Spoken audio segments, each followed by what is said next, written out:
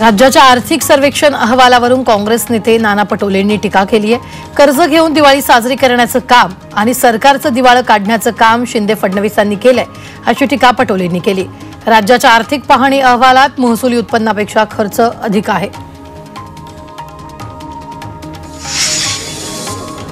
Torres सारखे गुन्हे टाळण्यासाठी राज्यात आर्थिक गुप्तवार्ता विभाग म्हणजे इकॉनॉमिक इंटेलिजन्स युनिट सुरू करण्यात येणार आहे अशी घोषणा गृह राज्यमंत्री योगेश कदम यांनी केली आहे। हा विभाग फसवणुकीचे गुन्हे टाळण्यासाठी बारकाईने लक्ष ठेवेल असं देखील त्यांनी सांगितलंय। औरंगजेबावर सुरू असलेल्या वादाच्या पार्श्वभूमीवर मंत्री नितेश राणे यांनी मोठी मागणी केली आहे। अबू आझमींना लवकरात लवकर तुरुंगात पाठवण्यात यावं अशी मागणी त्यांनी केली आहे। तर लोकांना औरंगजेबाची कबर पाडायची असल्याचं वक्तव्य राणेंनी केलंय। मुंबई हल्ल्यातील दहशतवादी तहव्वूर राणाला अमेरिकेच्या न्यायालयाकडून आणखी एक झटका मिळालाय।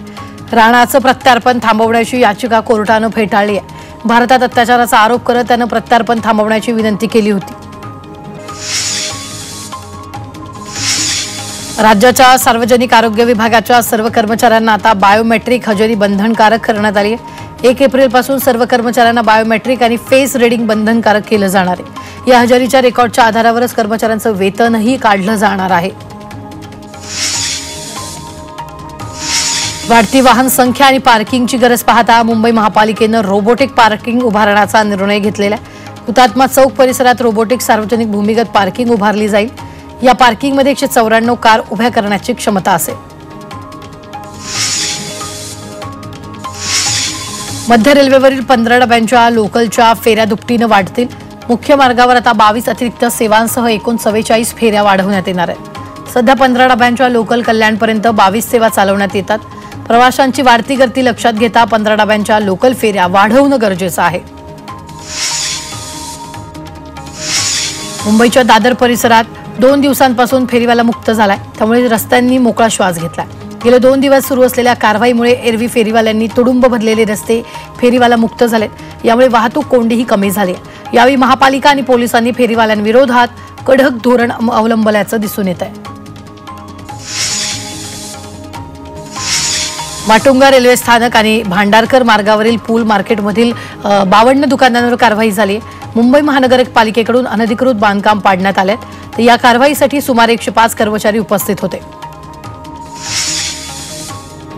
मध्य रेल्वेवर 15 डब्यांच्या लोकल दुपटीनं वाढणार आहेत। त्यासाठी प्लॅटफॉर्मची क्षमता वाढवण्यासाठी छत्रपती शिवाजी महाराज टर्मिनसच्या प्लॅटफॉर्म क्रमांक 5 आणि 6च्या विस्तारासाठी अडसर ठरणारी जुनी इमारत पाडण्यात येईल।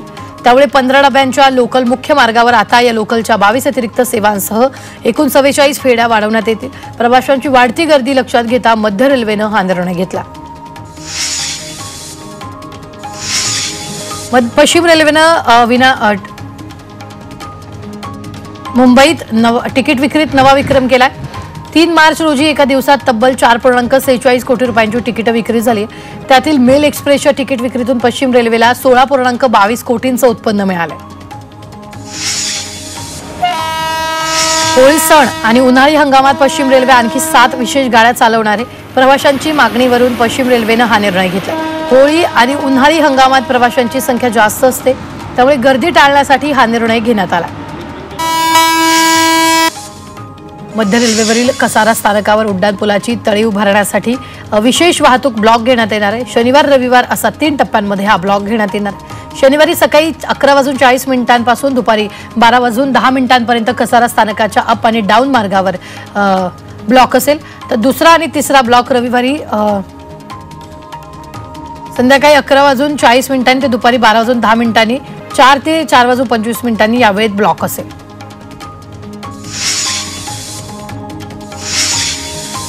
भायखळा येथील वीर जिजामाता प्राणी संग्रहालय अर्थात राणीच्या बागेत आता बच्चे कंपनीला खुल्या डबल डेकर बसमधून उद्यान सफारीचा आनंद लुटता येईल।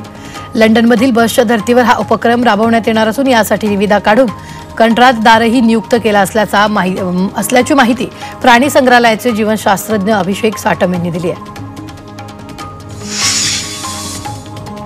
आंतरराष्ट्रीय बाजारात कच्च्या तेलाचे दरात मोठी घसरण झाली। कच्चे तेल 6 महिन्यांच्या निच्चांकी पातळीवर पोहोचले। आंतरराष्ट्रीय बाजारात कच्चे तेल प्रति बॅरल $70च्याही खाली आले, तर परिणामी देशात पेट्रोल डिझेल स्वस्त होण्याची शक्यता आहे। नवी मुंबई मनपाच्या शाळेत 1ली ते 8वीच्या वर्गात शिकणाऱ्या विद्यार्थ्यांना शाळेच्या पहिल्याच दिवशी मोफत पुस्तकं मिळणार आहेत। शाळेतील मुलांची संख्या वाढवण्यासाठी शासनाकडून या उपाययोजना केल्या जात आहेत।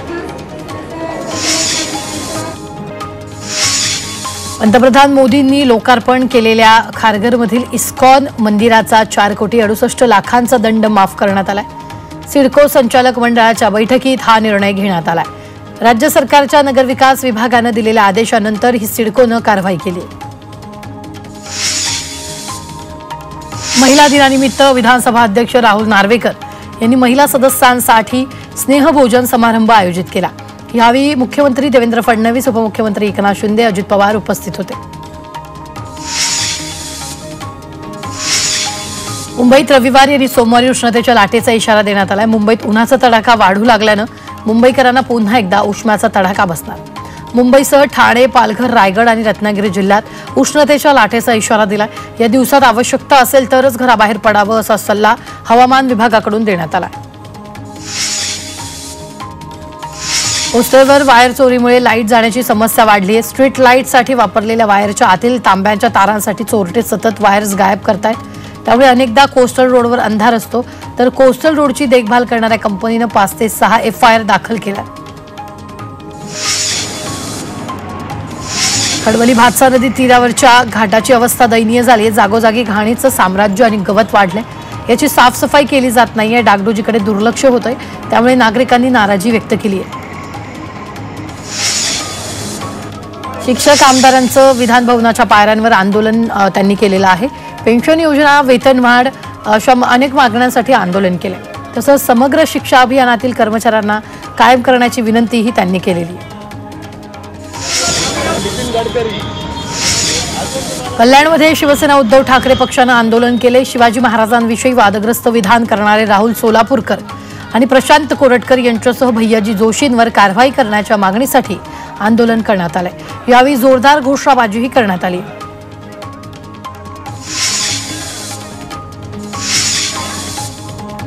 नवी मुंबईतील नेरूळमध्ये डिझेल चोरीच्या घटना वाढल्यात।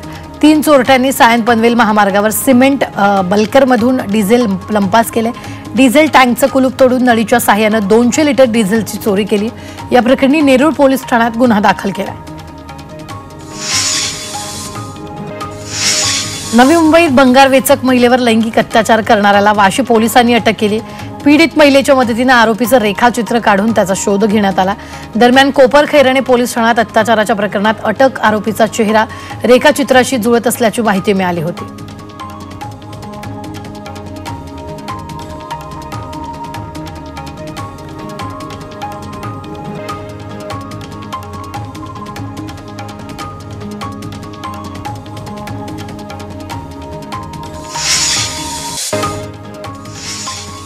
मुंबई विमानतळावर दुबईतून आलेल्या 2 प्रवाशांकडून 18,22,00,000चं सोनं जप्त करण्यात आलंय। केंद्रीय महसूल गुप्तचर यंत्रणेच्या अधिकाऱ्यांना दुबईतून येणाऱ्या संबंधित विमानातून सोनं येत असल्याची माहिती मिळाली। त्यानंतर सापळा रचत 21 किलो वजनाचे सोन्याचे बार त्यांच्याकडून जप्त केले। मुंबई पोलीस आणि अंमली पदार्थ विरोधी पथकाच्या अधिकाऱ्यांनी 2024 मध्ये मुंबईत ठिकठिकाणी कारवाई करत 512 कोटींचं अंमली पदार्थ जप्त केलं। यामध्ये सर्वाधिक 310 गुन्हे अंधेरीत दाखल झाले असून सर्वाधिक 383 किलो ड्रग्ज कुर्ला इथून हस्तगत करण्यात आले। नवी मुंबई महापालिकेने प्लास्टिक विरोधात धडक मोहीम सुरू केली आहे। शहराच्या विविध भागांमधून 128 किलो प्लास्टिकचा साठा जप्त केला असून संबंधितांकडून 2,20,000चा दंड वसूल करण्यात आला। परिमंडळ 2च्या भरारी पथकानं कोपरखैरणे सेक्टर 11 मधील स्वीट सागर दुकानात ही कारवाई केली। मुंबईतील फूल बाजारातील 52 दुकानांवर कारवाई झाली आहे। रेल्वे स्थानक परिसर आणि भांडारकर मार्गावर अनधिकृत दुकानांविरोधात पालिकेची मोहीम सुरू आहे। मड आयलंड परिसरातील अनधिकृत इमारतीचेही पाडकाम केलं आहे। मुंबई विद्यापीठानं बोधचिन्हावरील स्पेलिंगमध्ये चूक झाल्यानं नाचक्कीला सामोरं जावं लागलं। त्यामुळे विद्यापीठानं आता कारवाईचा बडगा उगारलाय। 4 उपकुलसचिवांच्या बदल्या केल्या। प्रमाणपत्र छपाई करणाऱ्या कंत्राटदाराकडून या चुका झाल्याचं विद्यापीठाचं मत आहे। आता चुकीची प्रमाणपत्र दिल्यानं ती माघारी घेण्याची वेळ विद्यापीठावर ओढावली आहे।